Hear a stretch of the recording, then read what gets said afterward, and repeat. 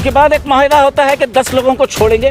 10 लोगों को कैसा छोड़ सकते हैं? जब 144 इम्पोज करते हैं तो 4 से ज़्यादा लोग वहाँ पर नहीं है, फिरना नहीं है। आपके पास सिंगल प्रूफ नहीं है वो बच्चे जो है पथराव करे हैं बोलकर। पथराव करे होंगे, 10 से 15 लोग पथराव करे होंगे, मगर 165 लोगों को कैसा अरेस्ट करते? अगर 165 लोग आपके ऊपर अटैक करते तो कोई भी आप जिंदा नहीं रह सकते। इनके ऊपर एफआईआर कर ये जो विक्टिमाइजेशन करने की कोशिश की है अंडर द फैसिस्ट फोर्सेस और fascist regime of Karnataka state government and central union minister, ये जो कोशिश कर रहे हैं आप लोग एक पर्टिकुलर कम्युनिटी को टारगेट करने की, घरों पर जाकर ऐसा हमला करते, किसी एक टेररिस्ट लोगों के ऊपर जिस तरह से हमला करके अरेस्ट करते हैं उस तरह से करते हैं। इंक्वायरी हो इसकी, एक हाईकोर्ट रिटायर्ड हाईकोर्ट जज को इसका चेयरमैन बनाया जाए, कमेटी बनाया जाए और ये पर्टिकुलर रियॉर्ड्स के ऊपर प्रॉपर इंक्वायरी की जाए, इन्वेस्टिगेशन की जाए और ये एक रिपोर्ट के ऊपर जो लोग हैं, चाहे वो पत्थरबाजी करने वाले लोग हो, चाहे वो नारे लगाने वाले लोग हो, चाहे वो परमिशन देने वाले लोग हो, चाहे वो परमिशन पूछने वाले लोग हो, सारे लोगों के ऊपर जो इसमें लोग इन्वॉल्व हैं उनके ऊपर सख्त से सख्त कार्रवाई हो और उनके ऊपर सख्त से सख्त उनको सज़ा मिले। बस यही हमारी डिमांड है। क्या आप मानते हैं कि डिप्टी कमिश्नर और superintendent of police duty of negligence में आते हैं? क्या उन्होंने अपने ड्यूटीज़ को तसाहुली से काम लिया है? आपका मानना ऐसा है क्या? अगर से आप ऐसा मानना है तो क्या उनके ऊपर भी कार्रवाई होनी चाहिए, डीसी और एसपी को? सर, मेरे और आपके मानने से या किसी के मानने से ये होने वाला नहीं है। एक इस देश में क़ानून चलता है जिसके तहत हम सारे चलते हैं। उसी क़ानून की वजह से आज मैं आपके सामने ठहर के बात कर रहा हूँ। मज़हर साहब भी आपको सारे लीगल पॉइंट ऑफ व्यू से आपके सामने बात रखे, तो आपके और मेरे मानने से कुछ नहीं है सर। ये एक डेमोक्रेटिक कंट्री है। जब यहाँ पे पार्लियामेंट गलती करती है तो जुडिशरी पूछती है, और जब एडमिनिस्ट्रेशन गलती करता है तो जुडिशरी पूछती है, जब जुडिशरी गलती करता है तो पार्लियामेंट पूछती है। ये देश का सिस्टम है। इस सिस्टम का उल्लंघन किया गया है सर। हमें डर इस बात का हो रहा है कि इस कंट्री के डेमोक्रेटिक फॉर्म को ख़तरा है अगर ऐसी हरकतें होंगी। और हमें क़ानून के ऊपर बहुत भरोसा इसलिए है क्योंकि हम क़ानून पढ़ाई करे हैं, क़ानून के ऊपर भरोसा है। आज शायद ये मासूम बच्चों के ऊपर केसेस हुए, हो सका तो हम ये भी डिमांड करेंगे कि ये केसेस विड्रॉ किए जाएं। ऐसे बहुत सारे विक्टिम्स हैं। इन लोगों को आप क्रिमिनल्स नहीं, विक्टिम्स बोलना सही बेहतर समझता हूँ मैं। ये लोग विक्टिम्स हो गए हैं एक पॉलिटिकली वेदांता क्राइम के। तो कुछ मुख्तलिफ ऑर्गेनाइजेशन के जानिब से एक प्रेस क्लब में रखी गई थी। रिसेंटली डिस्ट्रिक्ट एडमिनिस्ट्रेशन और पुलिस के जानिब से एक प्रेस मीट थी जिसमें बहुत सारे बातें हम लोगों के सामने आए हैं और हमको ये महसूस हुआ कि इसका हम जवाब देना ज़रूरी है क्योंकि उसके अंदर बहुत सारी चीज़ों को छुपाया गया है और उनकी बहुत सारी गलती है। अपनी गलतियों को भी वो लोग छुपाए हैं। उसी गलतियों को यहाँ पर हम बताने के लिए यहाँ पर एक प्रेस मीट रखे थे। सबसे पहले गलती ये है कि आपने 27 से लेकर 3 मार्च तक एक 144 को जो है इम्पोज किया गया था। 144 का मतलब क्या है? 144 इम्पोज ऐसी जगह पर किया जाता है जहाँ पर अगर लॉ एंड ऑर्डर का प्रॉब्लम होता है तो वहाँ पर लॉ एंड ऑर्डर को मेंटेन करने के लिए सेक्शन 144 ए के तहत सीआरपीसी के तहत इम्पोज करते हैं तो वहाँ पर पाबंदी आयद करते हैं। तो 144 होने के बाद डिस्ट्रिक्ट एडमिनिस्ट्रेशन की जिम्मेदारी होती है कि पूरी तरह से पाबंदी हो, वरना 144 इम्पोज करने की ज़रूरत नहीं है। तो यहाँ पर 144 इम्पोज करने के बाद 1 तारीख को हमारे जो इलेक्टेड रिप्रेजेंटेटिव हैं, जो लॉ मेकर्स हैं, MLA, parliamentary, all are law makers, वो लोग जो है कानून बनाने वाले लोग वहाँ पर सेक्शन 144 को तोड़कर एक ग्रुप की शक्ल में वहाँ पर हज़रत लाले मशाक अंसारी की दरगाह पर आते हैं। वहाँ पर स्लोगन्स लगाए जाते हैं। वो स्लोगन्स हेटेड स्लोगन्स लगाए जाते हैं। वहाँ पर हाथ में लकड़ी होती है, स्टिक होती है, कुछ नौजवानों के हाथ में तलवार होते हैं, एक जुलूस की शक्ल में जाते हैं और पुलिस जो है वहाँ पर तमाशीन बनकर देखती रहती है। उसके बाद एक माहिदा होता है कि 10 लोगों को छोड़ेंगे। 10 लोगों को कैसा छोड़ सकते हैं? जब 144 इम्पोज करते हैं तो 4 से ज़्यादा लोग वहाँ पर नहीं है, फिरना नहीं है। तो यहाँ पर 10 लोग क्या कर रहे हैं तो फिर खुद अपनी गलती वहाँ पर एक्सेप्ट कर रहे हैं। मीडिया वाले उस वक्त उनको एसपी साहब को पूछ रहे थे 144 की बात कैसा ये करें। किसी भी सूरत में किसी भी सिचुएशन पे 4 से ज़्यादा लोगों के साथ in the presence of deputy commissioner, district magistrate और सुपरिटेंडेंट ऑफ पुलिस की मौजूदगी में 144 इम्पोज करते हैं और 10 लोगों को वहाँ पर इजाज़त देते हैं। और वो सिर्फ इजाज़त देने की वजह से इतना जो यहाँ पर माहौल ख़राब हुआ, ये उनकी गलत डिसीजन की वजह से यहाँ पर मासूम नौजवान जो बेगुनाह हैं, जो खवातीन हैं, मासूम छोटे छोटे छोटे बच्चे हैं, नाबालिग बच्चे हैं, वो लोगों को वहाँ पर जेल के अंदर डाला गया है और कहते हैं कि वो लोग क्रिमिनल हैं, वो लोग तमाम लोग क्रिमिनल हैं। क्रिमिनल है तो क्या क्राइम किए, क्या जुर्म किया बताइए। वहाँ पर आप 10 लोग भेजते हैं दरगाह के अंदर जो वक्फ प्रॉपर्टी है वहाँ पर उनको पूजा करने की इजाज़त देते हैं। तो यहाँ पर एक इबादत, अगर इबादत गाह है, दूसरा लोग अगर अंदर घुसकर अगर इबादत करता है तो रिलीजियस के सेंटिमेंट्स का हर्ट होता है, जिसके लिए इंडियन गवर्नमेंट ने place of worship special act 1991 act बनाया है। सेक्शन 3 के तहत ऐसे जितने भी इबादत गाहें हैं उसकी तहफ़्फ़ुज़ के लिए यह कानून बनाया गया है। लेकिन ये कानून बनाने का मतलब क्या है जहाँ पर इम्प्लीमेंटेशन नहीं हो रहा है, वहाँ पर लोग अंदर जा रहे हैं, खुलेआम जा रहे हैं, जिसकी वजह से बाहर लोग जमा हुए, माप जमा हो गए। आपकी जिम्मेदारी है माप को कंट्रोल करने की। पुलिस की जिम्मेदारी होती है कि लॉ एंड ऑर्डर को कंट्रोल। 1000 होंगे, 2000 होंगे, 10,000 लोग जमा होंगे, it is a duty of police department to control the situation.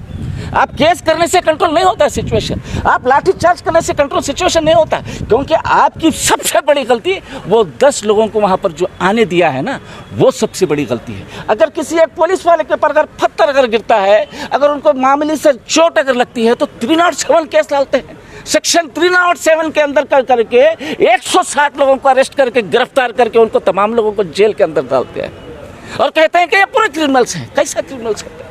औरतें हैं वहाँ पर, 9 औरतों को वहाँ पर गिरफ्तार किया गया, 20 नाबालिग बच्चों को वहाँ पर गिरफ्तार किया गया। 1 घंटे के अंदर आपको पता चला है कि ये लोग कत्ल मर्डर करने की कोशिश कर रहे हैं। 307 का मतलब क्या है? अगर किसी आदमी को हम मारते हैं, जख्म अगर ऐसा जख्म होता है जिसकी वजह से मौत हो सकती है, उसी सूरत में ही 307 डालना होता है। आज वहाँ अलंद के लोग सिर्फ मुसलमान परेशान नहीं हैं, अलंद में पूरे मजहब के लोग वहाँ पर तकरीबन 1 हफ्ते से उनका कोई कारोबार नहीं है, वहाँ पर लेबर वहाँ पर काम नहीं मिल रहा है उनको, लोग घर में चूल्हा नहीं चल रहा है और ये लोगों को कोई फिक्र नहीं है। वो 10 लोगों की वजह से पूरे एंटायर अलंद इर्रेस्पेक्टिव ऑफ कास्ट पूरे लोग का वहाँ पर परेशान है। वहाँ पर उनके ताल्लुक से कोई सोचने वाला नहीं है। मैं कहता हूँ कि वहाँ पर तमाम लोगों को वहाँ पर तहफ़्फ़ुज़ होना चाहिए और किसी भी मजहब से रहना हो तो। वो एक इबादत गाह है, वक्फ प्रॉपर्टी है, वक्फ प्रॉपर्टी गेजेट नोटिफाइड वक्फ प्रॉपर्टी है, उसके अंदर दूसरी उसका कैरेक्टर चेंज नहीं कर सकते। वक्फ प्रॉपर्टी का एक मरतबा डिक्लेयर अगर होता है तो उसका कैरेक्टर, उसका ऑब्जेक्ट जो वक्फ प्रॉपर्टी का ये करना होता है उसको तब्दील नहीं कर सकते। ये कानून कहता है, आप पढ़ना चाहिए। आप काबिल लोग हैं, हम काबिल लोग नहीं हैं। आप IAS IPS पास करने वाले, आप छोटे मोटे लोग हैं। हम आपको समझाने की कोशिश कर रहे हैं, समझे, बहुत अच्छी बात है। हम रिक्वेस्ट करते हैं जिला इंतजामिया से, आप अच्छे लोग, अच्छे ऑफिसर हैं, अच्छी सोच रखते होंगे, अच्छा जज्बा रखते होंगे, लेकिन इसका मतलब ये नहीं कि आप गलत हो रहा है आंख बंद करके नहीं बढ़ सकते। बेगुनाह लोग वहाँ पर जेल के अंदर, उसके बारे में आपको सोचना होगा। शुक्रिया। जॉइंट एक्शन कमेटी की तरफ से जो प्रेस कॉन्फ्रेंस इनेकाद किया गया, वो अलंद के अंदर जो हाल हुए हैं उसको हम सीधे सीधे परसिक्यूशन ऑफ मुस्लिम्स का नाम दे सकते हैं इसमें। और मैं मोहतरमा जज ईशा पंत मैडम को इस प्रेस कॉन्फ्रेंस के थ्रू ये कहना चाहता हूँ, मैं उनको जज के नाम से मुखातिब कर रहा हूँ, क्योंकि उन्होंने ऑलरेडी वहाँ के विक्टिम्स को क्रिमिनल डिक्लेयर कर दिया है। Nobody can be called as criminal until they have proven guilty. तो अभी इनके ऊपर FIR कर ये जो विक्टिमाइजेशन करने की कोशिश की है अंडर द फैसिस्ट फोर्सेस और fascist regime of Karnataka state government and central union minister, ये जो कोशिश कर रहे हैं आप लोग एक पर्टिकुलर कम्युनिटी को टारगेट करने की, उसको छोड़ दें। अंडर द प्रेशर जो आप काम कर रहे हैं उसको छोड़ दें, क्योंकि आप पढ़े लिखे UPSC पास किए हुए लोग हैं। You have got well versed experience in this. आप वर्दी की इज़्ज़त कीजिए और क़ानून की इज़्ज़त कीजिए, क़ानून के धज्जियाँ ना उड़ाइए, नहीं तो लोगों का कानून पर से पूरा भरोसा उठ जाएगा।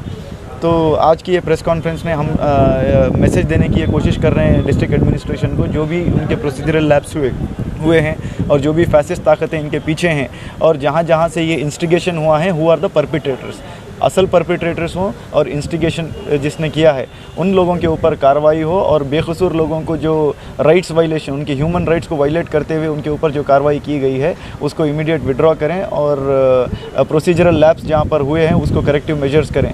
नहीं तो ये जॉइंट एक्शन कमेटी की तरफ से हम लोग डेफिनेटली प्रोसीजरल लैप्स के खिलाफ जो है आगे लीगल फाइट करने के लिए तैयार हैं। साहब ने खुद कहा है कैटेगोरिकली कि सिर्फ 3 या 4 पत्थर गिरे हैं फिर एक मीडिया वाले ने पूछा डीसी साहब को, एक आपका कार के ऊपर भी एक पत्थर गिरा ना, तो डीसी साहब ने कहा एक छोटा पत्थर मेरे कार के ऊपर गिरा है, आप इसको बड़ा मत बनाइए, सब पीसफुल हुआ है, दरगाह कम्युनिटी होंगे, दोनों यहाँ के जो दोनों भी पक्ष हैं वो पूरे जने अपने कोऑपरेट किया है, सभी मामला सही हुआ है बोलकर गए हैं। और वहाँ पर वहाँ के लोग ने एसपी और डीसी साहब का जिंदाबाद कहा, क्योंकि कुछ भी ऐसा नहीं हुआ था, पर पीसफुल माहौल के तरीके से जो कुछ हुआ था। लेकिन ऐसा क्या हुआ, एसपी मैडम को कहाँ से प्रेशर आया, कौन से स्टेट गवर्नमेंट, कौन से स्टेट मिनिस्टर का या कौन से यूनियन मिनिस्टर का प्रेशर आया कि डीसी साहब एक जगह कहते हैं कि सब पीसफुल हुआ, सिर्फ 2-3 पत्थर पड़े थे बोलकर। ये 2-3 पत्थर जिसने फेंका था उसके लिए क्या आप 170 लोगों को अरेस्ट करेंगे? कौन ये 2-3 पत्थर फेंके थे? आप बोल रहे हैं वीडियो से आपके पास, वो सिर्फ 2-3 पत्थर जो फेंके थे। 3 पत्थर कौन फेंक सकता है? 3 लोग या 4 लोग फेंक सकते हैं। आप उनको अरेस्ट करना छोड़कर 170 लोगों को अरेस्ट करते हैं। और अरेस्ट किस अंदाज में करते हैं? सुबह रात के अंधेरे में, सुबह फजर से पहले आप घरों पर जाकर ऐसा हमला करते हैं, किसी एक टेररिस्ट लोगों के ऊपर जिस तरह से हमला करके अरेस्ट करते हैं उस तरह से करते हैं। 3 तारीख को ईशा मैडम का, एसपी मैडम का प्रेस कॉन्फ्रेंस आया, उनकी स्टोरी पूरी अलग है।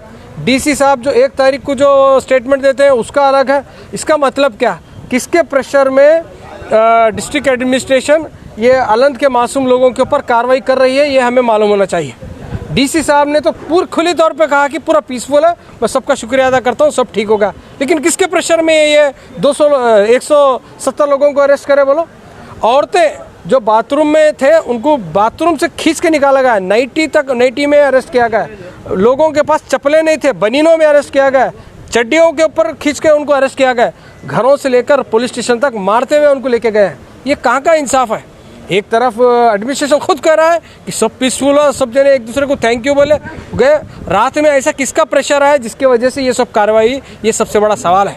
और दूसरी बात, खुद डीसी और खुद एसपी मैडम ने कहा कि 3-4 दिन पहले ही एक फार्मूला तय हुआ था कि 10 लोगों को जाने का, एक पूजा करने का तय हुआ था। जब 10 लोगों को जब तय हुआ तो फिर 500 लोगों को मजमुआ लेकर, प्रोगेटिव स्पीचेस लेकर, भगवंत खुबा साहब के नेतृत्व में 500 लोग कैसे एंटर होते हैं आलंद में? ये सबसे बड़ा सवाल है। जब 10 लोगों को, खुद आप एडमिनिस्ट्रेशन वाले बोल रहे हैं कि 10 लोगों को परमिशन थी, तो फिर 500 लोग प्रोगेटिव स्पीचेस के साथ आलंद के दरगाह के सामने कैसा है?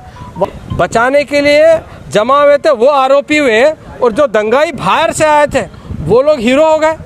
ये जो दोहरी नीति जो ये लोग अपना रहे हैं, इसके खिलाफ हम जॉइंट एक्शन कमेटी की तरफ से इन सब के ऊपर लीगल एक्शन लेंगे।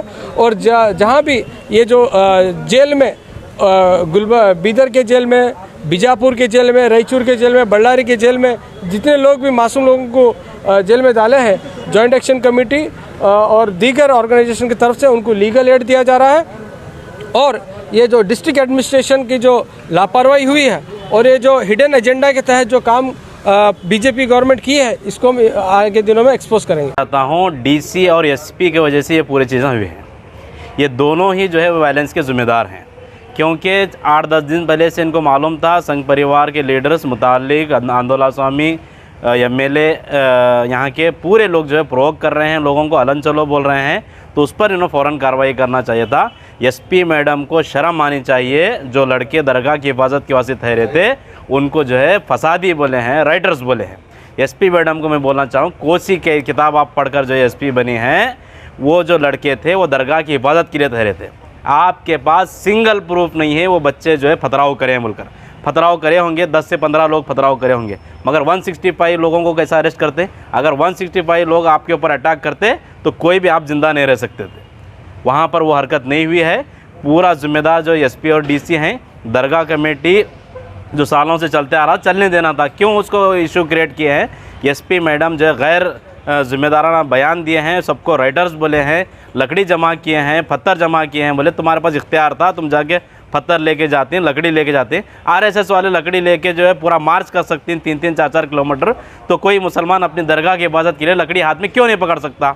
दरगाह कमेटी का इसके अंदर कोई कसूरवार नहीं है। एसपी मैडम और दिल्ली डिस्ट्रिक्ट एडमिनिस्ट्रेशन जो फेलियर की वजह से वो वायलेंट हुआ है। अगर डिस्ट्रिक्ट एडमिनिस्ट्रेशन वहाँ पर पूजा की इजाज़त नहीं देता, पूजा करने नहीं देता तो वो वायलेंस भी नहीं होता, कोई भी नहीं होता। कोरोना के दरमियान एक साल मस्जिद मंदिर बंद थे, कुछ भी नहीं हुआ। उसी दिन पूजा करने की ज़िद की वजह से जो है ये वायलेंस हुआ है।